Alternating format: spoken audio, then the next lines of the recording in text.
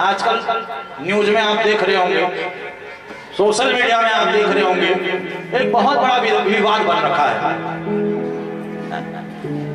एक बहुत बड़ा विवाद, एक बहुत बड़ी चर्चा चल रही है जाति पाति को लेकर। चल रही कि नहीं चल रही है? एक बहुत बड़ ऊंचे पद पर आसीन व्यक्ति ने कह दिया कि ब्राह्मणों ने ये जातियां बनाई। नाम नहीं लूंगा क्योंकि उचित नहीं है नाम लेना, आप सबको पता है। बहुत ऊंचे पद पर है, बड़ा नामी है, हर कोई जानते हैं। कब ब्राह्मणों ने जातियां बनाई हैं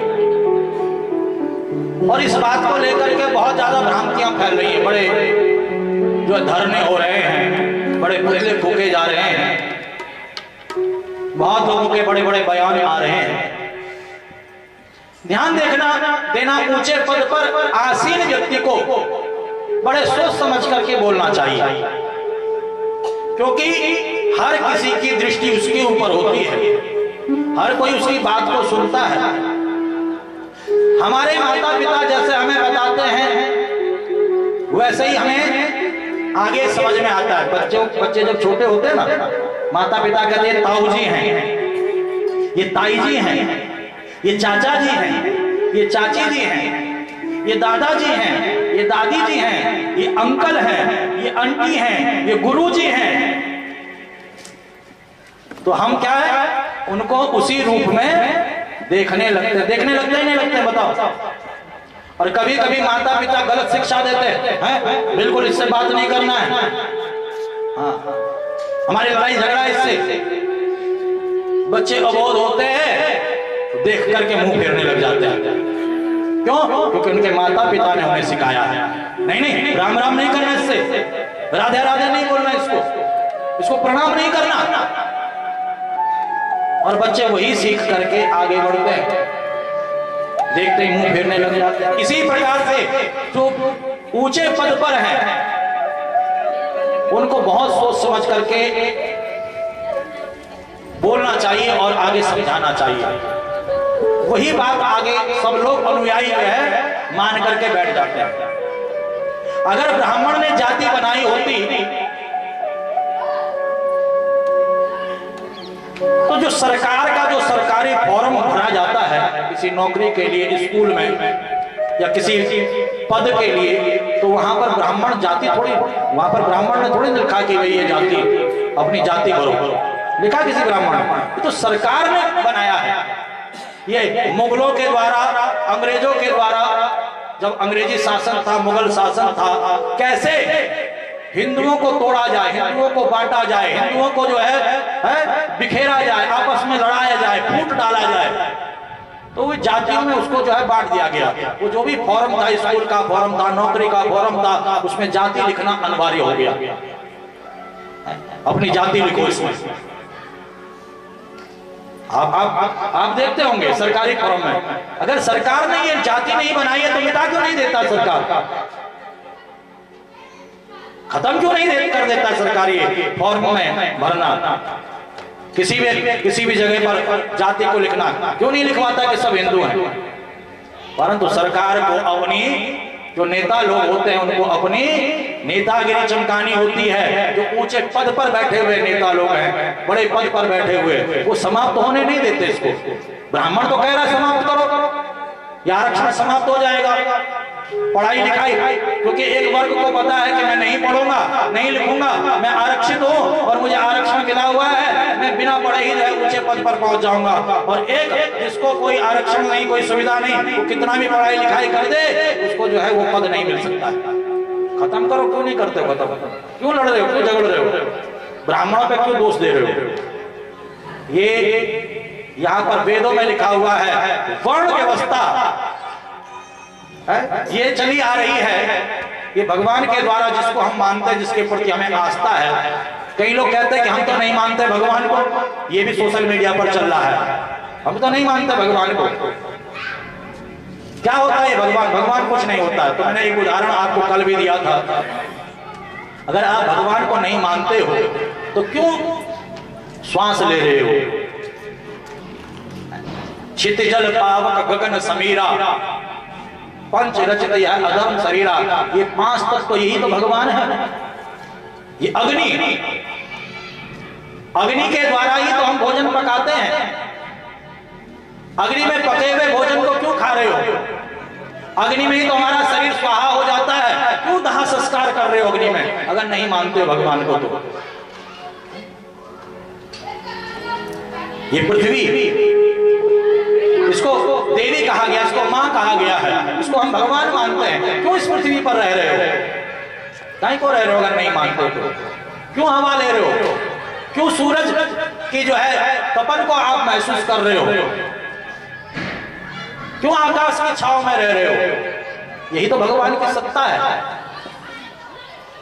कहने के लिए इस पर बहुत कुछ बोल सकता हूं, परंतु हमें कथा में आगे बढ़ना है। ध्यान देना,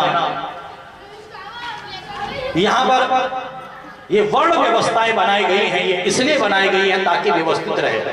हर कोई महाराज अगर जो है सेठ साहूकार बन करके रहेगा तो कौन ज्ञान देगा और कौन ज्ञान लेगा? कौन व्यापार करेगा? कौन सेवा करेगा?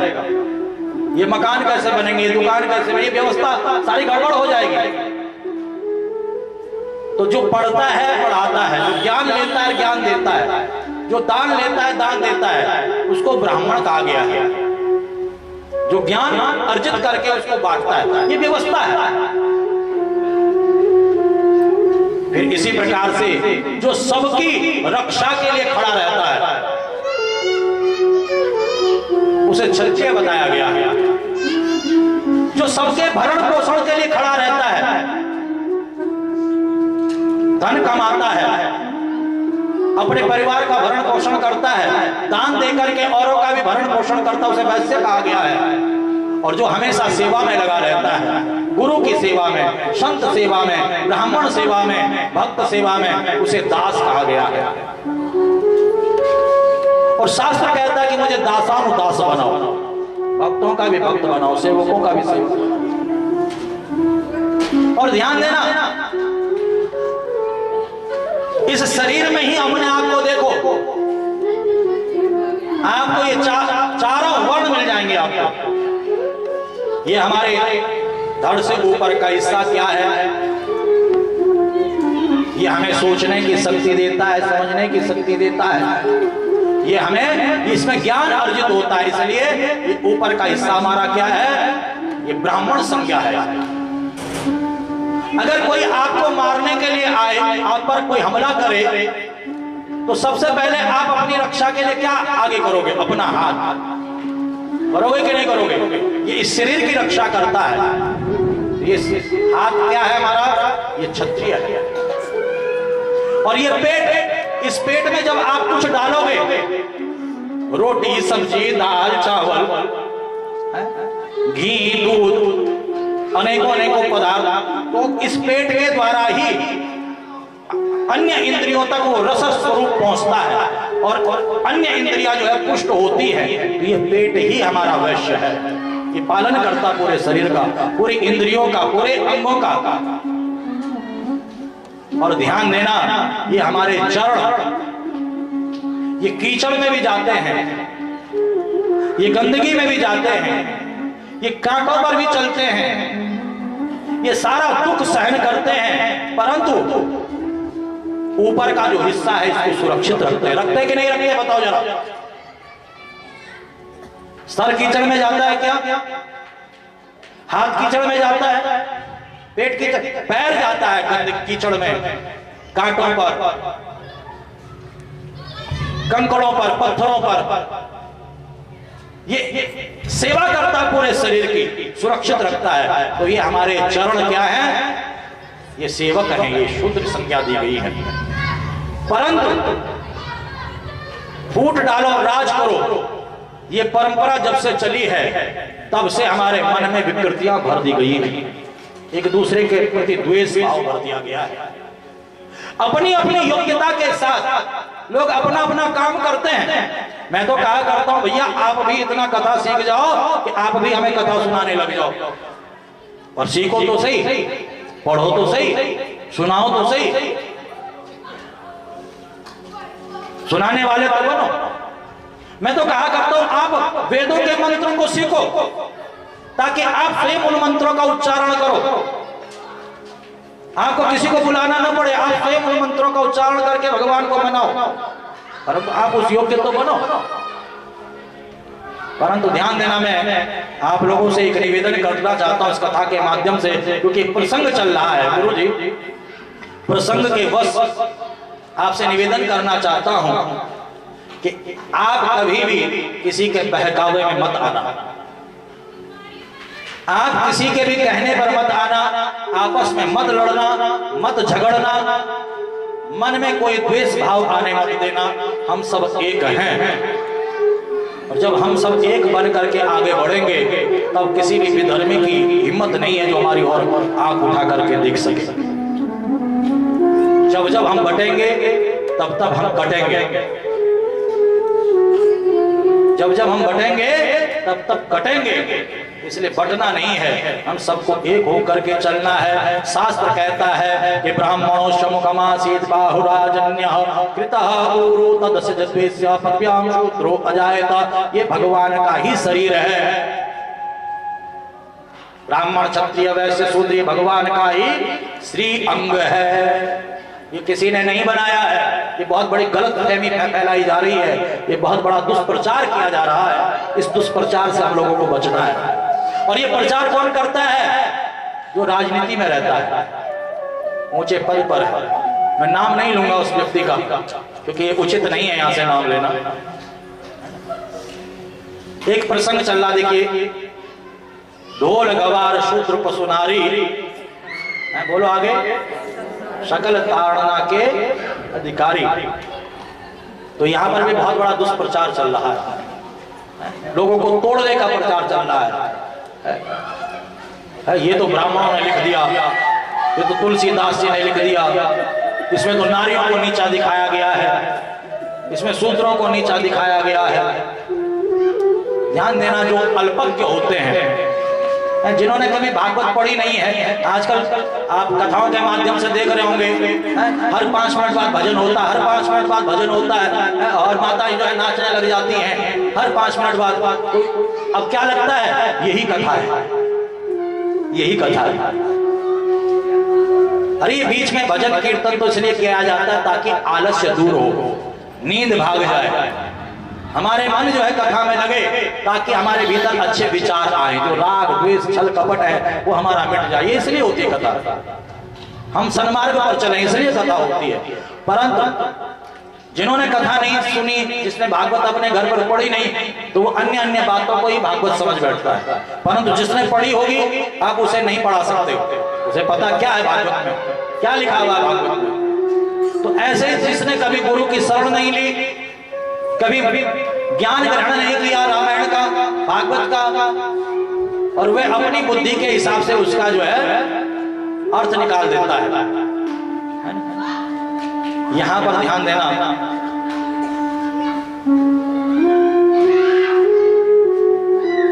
ढोल गवार शूद्र पशु नारी सकल ताड़ना के अधिकारी। सकल ताड़ना के अधिकारी, ताड़ना कहते हैं दृष्टि रखना,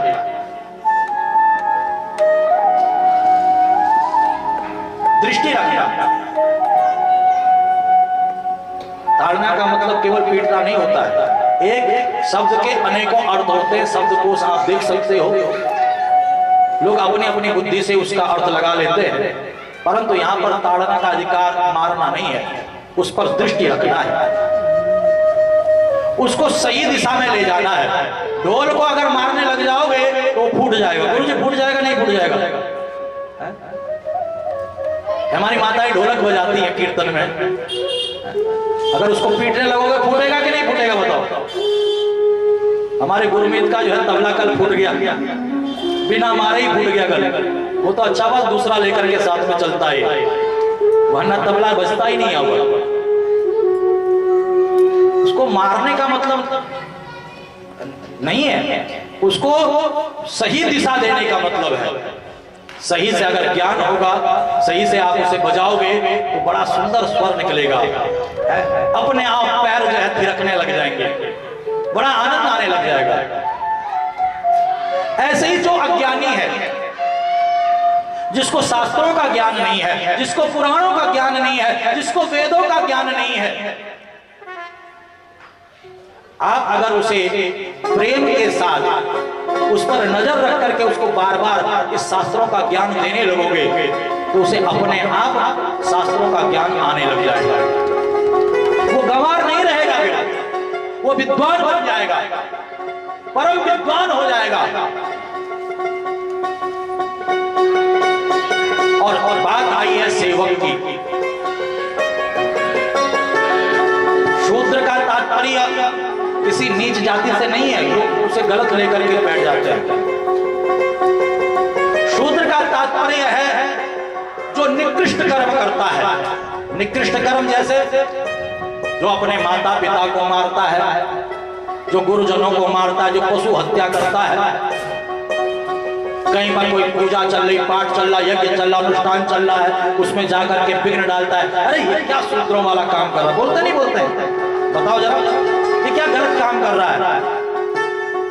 तो ऐसे गलत लोगों पर अगर आप दृष्टि रखोगे, उन पर नजर रखोगे, तो वो गलत नहीं करेंगे, फिर वो गड़बड़ नहीं करेंगे। फिर आप गड़बड़ होने से रोक सकते हो, आप गो हत्या होने से रोक सकते हो, आप पशुवध होने से रोक सकते हो, किसी स्त्री की हत्या, माँ की हत्या, पिता की हत्या, है संत की हत्या, ब्राह्मण की हत्या, समाज में होने वाले कुकृत्यों को आप रोक सकते हो अगर गलत लोगों पर आपकी दृष्टि रहेगी तो। दृष्टि रखना है। और ठीक इसी प्रकार से स्त्री के लिए कहा गया है, जब वह बालिका होती है, छोटी होती है, तो पिता की दृष्टि उसके ऊपर रहती है। रहती कि नहीं रहती है? बताओ जरा, माता पिता दृष्टि रखते ही नहीं रखते हैं? किसी आतताई की नजर न पड़ जाए, किसी अधर्मी की नजर न पड़ जाए। आजकल आप समाज में देख रहे होंगे, बहू बेटियों के ऊपर कितना बड़ा दुराचार हो रहा है, टुकड़े टुकड़े कर करके फेंका जा रहा है। आप देख रहे होंगे अंकिता भंडारी को अभी तक जो है इंसाफ नहीं मिला, न्याय नहीं मिला। कैसे उसको मार करके उसकी हत्या करके फेंक दिया गया। अगर उसके ऊपर उसके माता पिता की दृष्टि होती तो शायद वह बच जाता, और दृष्टि नहीं थी माता पिता की, किसी की भी दृष्टि नहीं थी, अकेले जंगल में थी और उसको मार दिया गया। वो जो टुकड़े टुकड़े किए गए दिल्ली में, अगर उसके ऊपर किसी की दृष्टि होती, उस बेटी के ऊपर माता पिता की दृष्टि होती, अड़ोसी पड़ोसी की दृष्टि होती, तो आज ताई उसके टुकड़े नहीं कर पाता। परंतु दृष्टि नहीं थी, इसलिए उसके टुकड़े किए गए। तो बेटियों के ऊपर माता पिता की दृष्टि होनी जरूरी है। जब उसका ब्याह हो जाता है और वो पत्नी बन जाती है, तब पति की दृष्टि होनी जरूरी है कि नहीं? बताओ जरा, पत्नी गर्भवती है और पति उसके ध्यान नहीं रख रहा है, उसको डॉक्टर के पास ले जाना है, तो बेचारी तो वैसे ही मर जाएगी। वो घर में रह रही है, घर में कोई नहीं है, पति की दृष्टि नहीं है, पति उस पर नजर नहीं रख रहा है, कोई आदताई घर में घुस गया किसी बहाने, उसने दरवाजा खोल दिया और उस आदताई ने उसके साथ दुष्कर्म कर दिया और उसकी हत्या कर दी। अगर पति की दृष्टि होगी तो कोई आदताई कर सकता है ऐसा काम? जब वह बूढ़ी हो जाती है, बुजुर्ग हो जाती है, तब बेटा बहू की दृष्टि रहती है। मेरी सास को क्या चाहिए, बहू दृष्टि रखती है। मेरी माँ को क्या चाहिए, मेरी माँ की क्या इच्छा है, मेरी माँ कथा में जाना चाहती है, मेरी माँ कीर्तन में जाना चाहती है, मेरी माँ सत्संग में जाना चाहती है, मेरी माँ बीमार है, इसे हॉस्पिटल लेकर के जाना है। जब दृष्टि होगी तभी तो सुरक्षित रहेगी बूढ़ी माता। परंतु यहाँ पर देखिए, फूट डालने वालों ने अर्थ का अनर्थ करके दुष्प्रचार करना प्रारंभ कर दिया। मैं आप लोगों से निवेदन करना चाहता हूँ कि कभी भी किसी के बहकावे में मत आना, कभी भी किसी के दुष्प्रचार में मत आना। ब्रह्मा जी ने यहाँ पर सृष्टि की है, जब सृष्टि नहीं बढ़ी तब अपने शरीर से एक स्त्री और एक पुरुष को उत्पन्न किया, नाम हुआ मनुष्यरूपा। जब ते भय मनुष्यरूपा तब ते भय नर सृष्टि मनोपा। मनुष्यरूपा ने कहा कि मैं सृष्टि, हम सृष्टि करेंगे, पृथ्वी चाहिए। भगवान